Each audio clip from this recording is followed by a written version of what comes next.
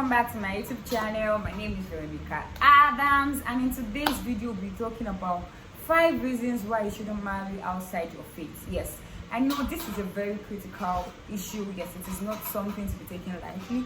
Yes, because marriage is actually very, very important. Before I go right into it, I like to say something like, I do not despise anyone just because of their religion. I've had people from other religion help me. In fact, I have friends from other religions. So I'm a strong believer of individual personality.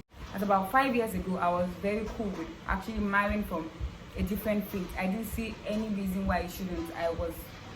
I was just like, it depends on the individual involved. Like, I felt there was no reason why a guy and a girl or a man and a woman from different religion can come together and make it work. Yes, but over the years my view has actually changed. Yes, I've actually had I've seen things from a different perspective, and that is the reason why I'm doing this. Then there are some things that when you marry outside your faith you would never get.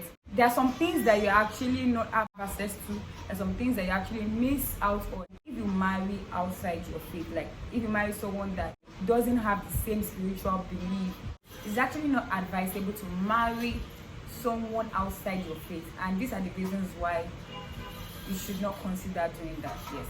Number 1, no spiritual intimacy.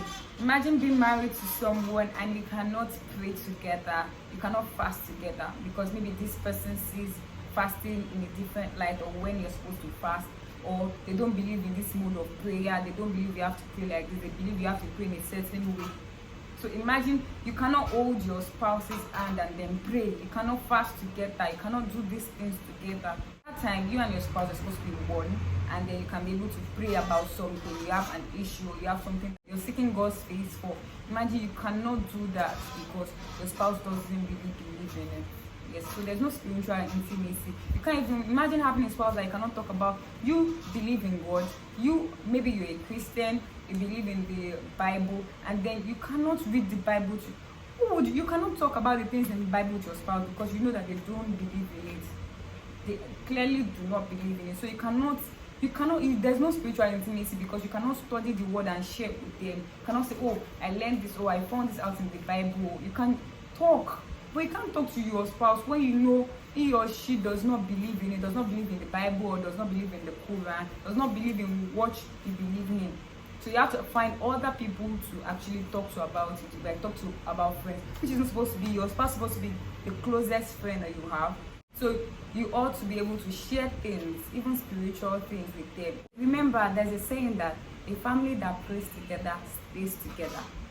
Number 2, most times when a person actually marries someone from a different faith, he or she secretly hopes to convert that person.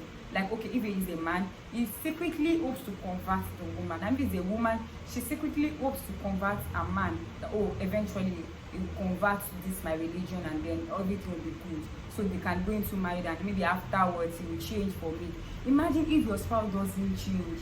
Imagine if you cannot convert your spouse, then you get frustrated. Frustration can actually lead to other issues in the marriage, because when you're going into the marriage, you had that clear hope to change him, or you had that clear hope to change her. You were hoping to change her, that within a year or 2 years in marriage you have changed this person. What if they don't change? What will happen? It's actually wrong for you to actually have that mindset, because if you would not change for them, why should they change for you? If the woman would not change, if you would not change for him, why should he change for you? So that is true. That means you're belittling the person's faith. In situations like that, there's frustration in the marriage. The person is not happy because their plan is not working out. What they had actually planned or what they were hoping for is not happening. So that could actually lead to complications in the marriage. Number 3, the issues of in-laws. Yes, because most of the time when you marry someone and they have a different faith or a different religion, you have their family that believe in that thing, that they are strong believers. At least you have in a family, even if the person you're planning to marry or the person you got married to is not really devout, is not really strong in that faith, you have their families who are strong. You would have at least a member of their family who is strong in that faith, and then you have issues because there's a way they see you, because they see that, oh, you're not one of us. So there's a way that you feel left out. There are things that they will expect of you that you'll not be able to do because it's their way of life. They expect you to dress in a particular way. And you don't see, you'll be like, no, I'm not used to this kind of lifestyle. This is how they do because of their religion. They also expect the same from you. So in such situations, you're not too comfortable. You're not so comfortable with your in-laws because, of course, they have a different belief. You don't always want to be around them, or they don't want to be around you because they will directly or indirectly pressure you to do the things that they believe is right. So there will be a kind of separation between you and your in-laws.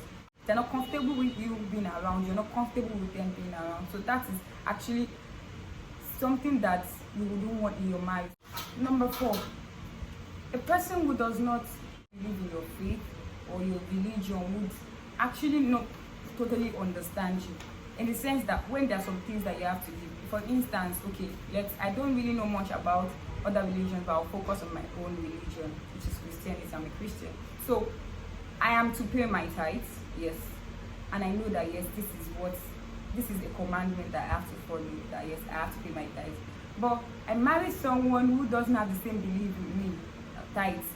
I will struggle with such things, yes, because such a person would not understand why you have to give 10% of your salary, of your earnings to someone just because the person is a pastor.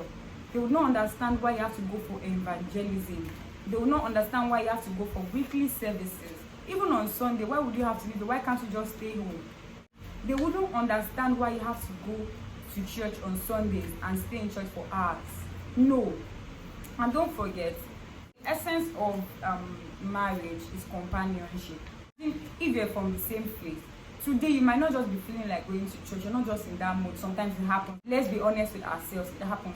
But there's no one to give you that, to motivate you to keep doing the things of God, or keep doing this service, continue in this way, or that will motivate you to say, okay, let's go to church. Just go. You have to go to church. You have to do this work. Oh yeah, I'm usher in church. Keep doing this. Yes, you have to do. You sing. Keep it up. No matter what you're going through, there's this other person there to motivate you, to keep you up. And when the other person is weak in faith, also you're there to help the person's faith. How would you help strengthen your spouse's faith when you don't even believe in their faith in the first place? Number 5, this is actually the the most important, yes, is when you choose a spouse, you're actually not just choosing a husband for yourself or a wife for yourself. You're choosing a father or a mother, as the case may be, to your children. Marriages generally, children are the most affected, are the ones, if the marriage is good, they are the ones that will be most affected positively, and if the marriage is bad, they are the ones that will be most affected negatively. I have a lot of people who have parents from different religion. Your mom is this, your dad is that, and then there's their issue because the children don't know what to choose. Yes, because the truth is that at the end of the day, even if you say you agree with this man's religion, but you are still practicing your own, somehow, somewhere, even though you are free-minded, you're open-minded, you don't mind your spouse practicing a different religion, deep down, when you have children, somehow you want them to actually have that belief that you have. Most times, we want our children to actually grow in the same faith. So if you're a Christian and you married from another religion, you want your children to also have some that belief, turn in between the faith of their father and that of their mother. Today they go to church, tomorrow they go to mosque, next tomorrow they go somewhere else. They don't even know what to do. They're confused. Most of the time they turn lukewarm, really, because they don't want to upset their father, and they still don't want to make their mother angry. So they want to please both parents. So in between, and I don't think there's anything like being in between. It's either you're this or that. At the end of the day, they don't have any religion. They're just on their own. A particular religion permits that you can have more than one wife, and the other is saying that no, you shouldn't.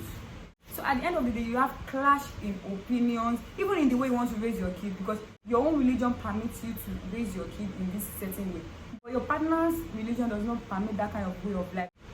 So it is hard on the children.